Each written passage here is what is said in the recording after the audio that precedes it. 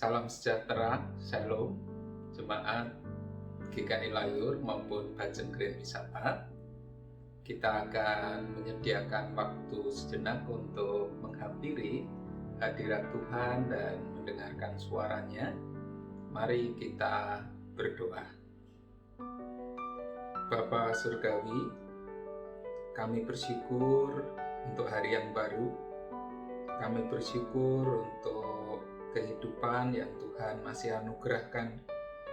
Kami bersyukur untuk kesempatan kami menghampiri hadirat Tuhan, mendengarkan suara-Mu, supaya hidup kami dipenuhi dengan damai sejahtera-Mu, dan supaya kami memiliki hidup yang makin diperkenan Tuhan. Kiranya Tuhan sendiri yang menyapa setiap kami. Berfirmanlah ya Bapa, sebab kami semua sedia untuk mendengarkan. Kami mohonkan doa ini dalam nama Tuhan kami, Yesus Kristus. Amin. Jemaat yang dikasihi Tuhan, saya akan membacakan bagi kita semua dari 1 Yohanes 1 ayatnya yang ketiga sampai dengan yang ke-10. 1 Yohanes 1 ayat yang ketiga sampai dengan yang ke-10. Apa yang telah kami lihat dan yang telah kami dengar itu kami beritakan kepada kamu juga, supaya kamu pun beroleh persekutuan dengan kami, dan persekutuan kami adalah persekutuan dengan Bapa dan dengan anaknya Yesus Kristus. Dan semuanya ini kami tuliskan kepada kamu supaya sukacita kami menjadi sempurna. Dan inilah berita yang telah kami dengar dari Dia dan yang kami sampaikan kepada kamu. Allah adalah terang, dan di dalam Dia sama sekali tidak ada kegelapan. Jika kita katakan bahwa kita beroleh persekutuan dengan Dia, namun kita hidup di dalam kegelapan, kita berdusta dan kita tidak melakukan kebenaran. Tetapi jika kita hidup dalam terang sama seperti Dia ada di dalam terang, maka kita beroleh persekutuan seorang dengan yang lain, dan darah Yesus anaknya itu menyucikan kita daripada segala dosa. Jika kita berkata bahwa kita tidak berdosa, maka kita menipu diri kita sendiri dan kebenaran tidak ada di dalam kita. Jika kita mengaku dosa kita, maka Ia adalah setia dan adil, sehingga Ia akan mengampuni segala dosa kita dan menyucikan kita dari segala kejahatan. Jika kita berkata bahwa kita tidak ada berbuat dosa, maka kita membuat Dia menjadi pendusta, dan firman-Nya tidak ada di dalam kita. Demikianlah firman Tuhan. Berbahagia kita yang mendengarkan firman Allah dan yang memeliharanya. Haleluya. Yang menjadi pusat perenungan kita ada di ayat 9. Jika kita mengaku dosa kita, maka Ia adalah setia dan adil, sehingga Ia akan mengampuni segala dosa kita dan menyucikan kita dari segala kejahatan. Jemaat yang dikasihi Tuhan, penulis surat 1 Yohanes ini mengingatkan bahwa salah satu bukti kita memiliki persekutuan yang erat, relasi yang intim, hubungan yang sangat dekat dengan Allah Tritunggal yang Esa itu adalah kita hidup di dalam terang. Maksudnya kita hidup di dalam rancangan Tuhan. kita hidup sesuai dengan kebenaran firman Tuhan. Kita hidup di dalam hukum-hukumnya, seturut dengan apa yang ditentukan oleh Tuhan. Kita ikuti yang baik menurut Tuhan. Kita hindari, kita tidak lakukan yang jahat menurut Tuhan. Sama seperti ketika kita memiliki relasi yang erat dengan pasangan kita. Dulu ketika kita masih sendiri, kita bisa semau kita sendiri. Tetapi ketika kita sudah di dalam ikatan pernikahan, maka kita tidak bisa semau sendiri lagi. Demikian juga ketika kita berelasi dengan Tuhan, maka kita tidak bisa hidup semaunya sendiri. Ada Tuhan pemilik hidup kita yang membuat kita harus memperhatikan bagaimana kita menjalani hidup, bagaimana kita berkata-kata, bagaimana kita bersikap, bagaimana kita menentukan prioritas hidup, bagaimana kita menggunakan waktu, uang, talenta, tenaga, dan seterusnya. Itulah artinya kita hidup di dalam terang. Kita hidup di dalam persekutuan dengan Allah Tritunggal yang Esa. Kita hidup di dalam persekutuan dengan sesama orang percaya. Nah, hal yang merusak persekutuan kita itu adalah di sini dikatakan adanya dosa. Dosa di sini dimengerti sebagai pengkhianatan terhadap relasi. Dosa di sini dimengerti sebagai ketidaktaatan kita, ketidakmauan kita untuk hidup di dalam kasih-Nya Tuhan. Dan saudara-saudara yang dikasihi Tuhan, saya hendak mengajukan pertanyaan begitu ya. Ketika kita menyerahkan hidup kita kepada Tuhan, kita memberi diri dibaptis, kita mengakui Dia sebagai Tuhan dan Juru Selamat, kita berkobar-kobar di dalam relasi kita dengan Tuhan. Kita awal-awalnya rindu untuk terus dekat dengan Tuhan, rindu untuk belajar firman Tuhan. Namun pertanyaannya adalah, apakah itu menjamin bahwa saya dan saudara-saudara tidak akan pernah berbuat dosa lagi? Kalau saya tanya sejak saudara pertama kali dibaptis, apakah ada di antara saudara sampai saat ini, sampai sekarang ini, sekalipun tidak pernah melakukan dosa? Ada? Saya yakin dan percaya, bukan hanya sekali, mungkin semenjak kita dibaptis sampai sekarang ini, kita sudah berkali-kali melakukan dosa. Apakah itu dengan sengaja atau tidak sengaja? Nah, ketika kita melakukan dosa-dosa itu merusak relasi kita dengan Tuhan, merusak hubungan kita dengan Tuhan, merusak hubungan kita dengan sesama. Dan karena itu perlu kita mengambil tindakan, perlu kita melakukan hal-hal yang perlu dilakukan memang. Kalau kita masih mau mempertahankan relasi kita dengan Tuhan, relasi kita dengan sesama. Nah, penulis surat 1 Yohanes ini mengingatkan kita, jikalau kita berbuat dosa, maka kita harus mengakuinya di hadapan Tuhan, mengakuinya di hadapan sesama. Oh saudara-saudara, apakah mudah mengakui dosa itu? apakah mudah mengakui bahwa kita salah terhadap orang lain?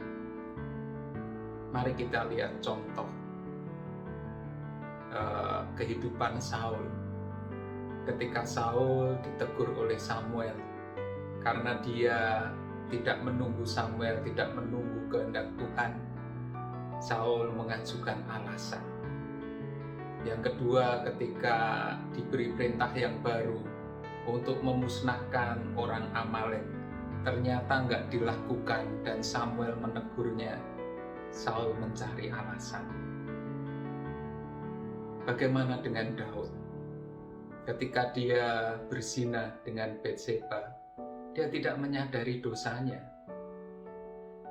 Dia bahkan mungkin melupakan dosanya itu, sampai Tuhan mengutus Nabi Nathan untuk menegur Daud. Tetapi bedanya adalah Daud langsung mengaku, "Aku orang yang berdosa. Aku telah berdosa terhadap Tuhan."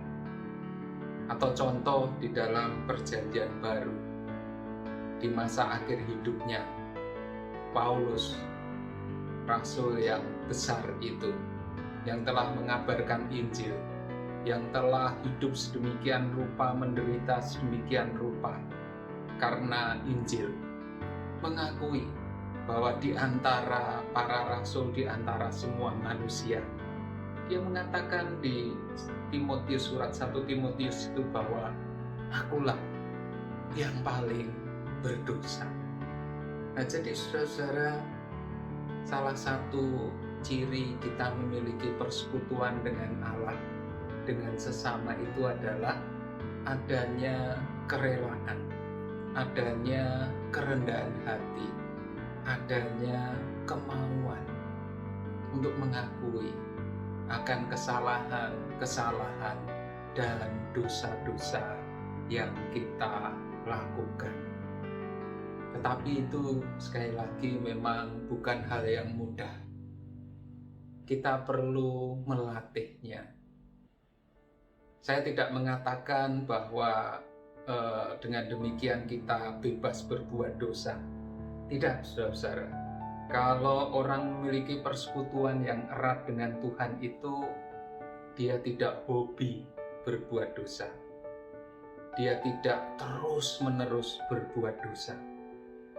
Orang yang memiliki persekutuan yang erat dengan Tuhan itu akan semakin menyadari keberdosaannya, akan semakin menyadari ketidaklayakannya. Namun dia tidak terus tinggal di dalam dosa-dosa itu. Dia akan merasa tidak nyaman dengan dosa itu, tetapi tidak berhenti dengan tidak nyaman. Dia akan mengambil langkah-langkah yang diperlukan untuk datang kepada Tuhan. Nah, inilah yang diingatkan oleh penulis surat 1 Yohanes.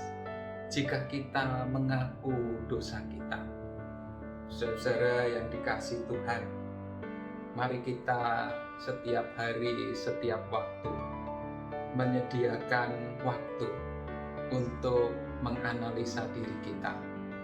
Apakah hari ini saya menyakiti hati Tuhan atau tidak? Mendukakan hati Tuhan atau tidak? Menyakiti atau mendukakan hati sesama atau tidak? Dan ketika itu terjadi, mari kita akui. Ketika kita datang kepada Tuhan mengakui dosa, mari kita mengakuinya secara spesifik. Itu perlu bagi kita. Tuhan sih tahu dosa-dosa kita, tetapi supaya kita belajar, saya mengajak kita untuk menyebutkan dosa itu ketika kita ada di dalam doa-doa pribadi kita. Apakah itu bangun pagi atau ketika mau tidur malam, sebutkan dengan jelas supaya kita mengakuinya dengan rela hati, supaya kita menyadari betapa bobroknya kita, tetapi juga supaya kita menyadari betapa luar biasanya anugerah Tuhan itu. pengakuan dosa tidak bisa dilakukan oleh Tuhan.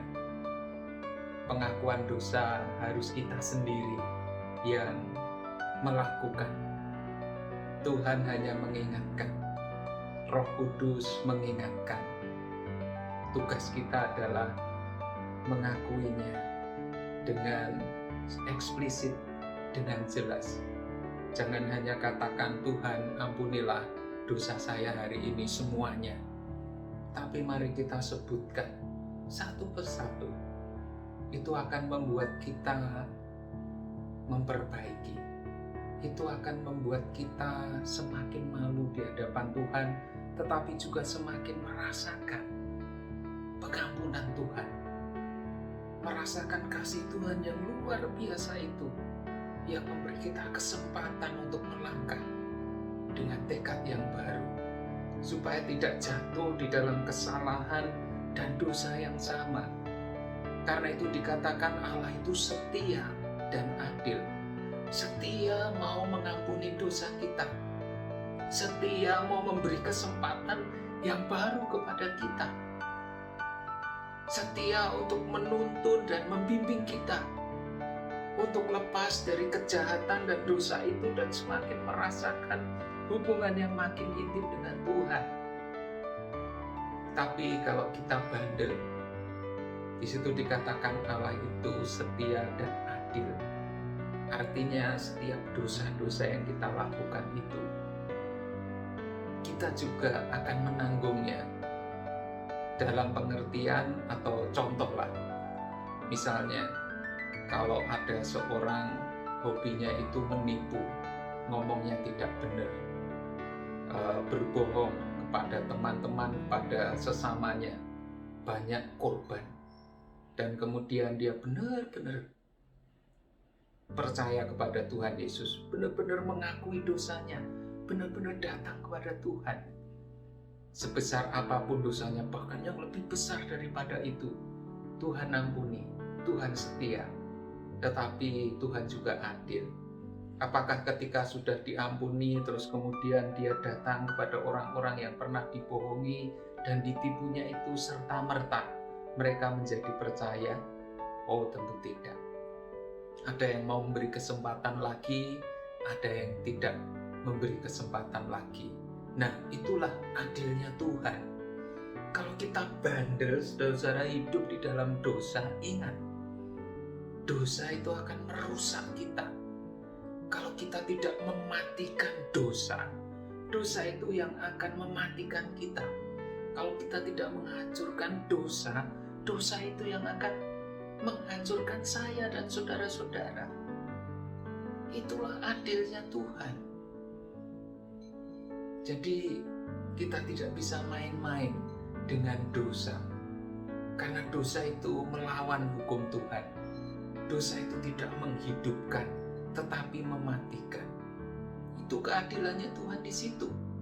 Tetapi kesetiaannya Tuhan, setiap kali kita mengakui, Tuhan akan mengampuni, memberikan kesempatan dan hidup yang baru untuk kita itu jalani, agar jangan kita itu jatuh melulu di dalam dosa-dosa yang sama.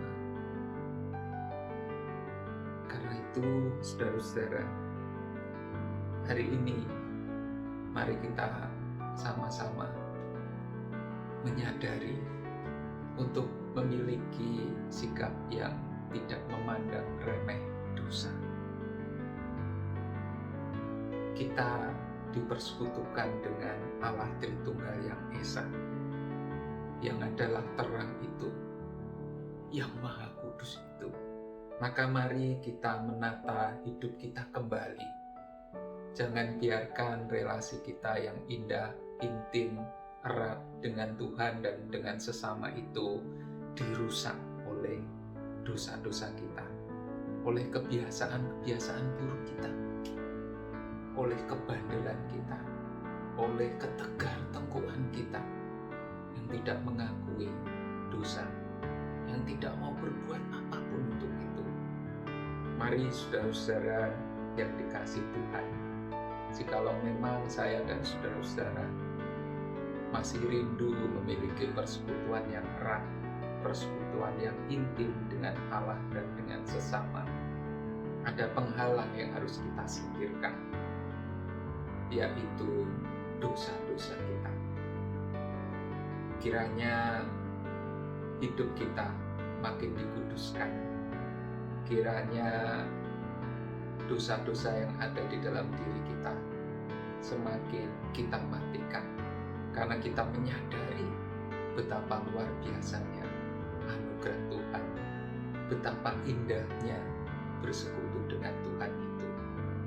Kiranya Tuhan memberkati dan menolong kita. Amin. Kita berdoa. Bapa, kami sungguh bersyukur untuk tangan-Mu yang selalu terbuka. Kau selalu menunggu kami untuk kembali kepadamu, untuk mengakui dosa-dosa kami.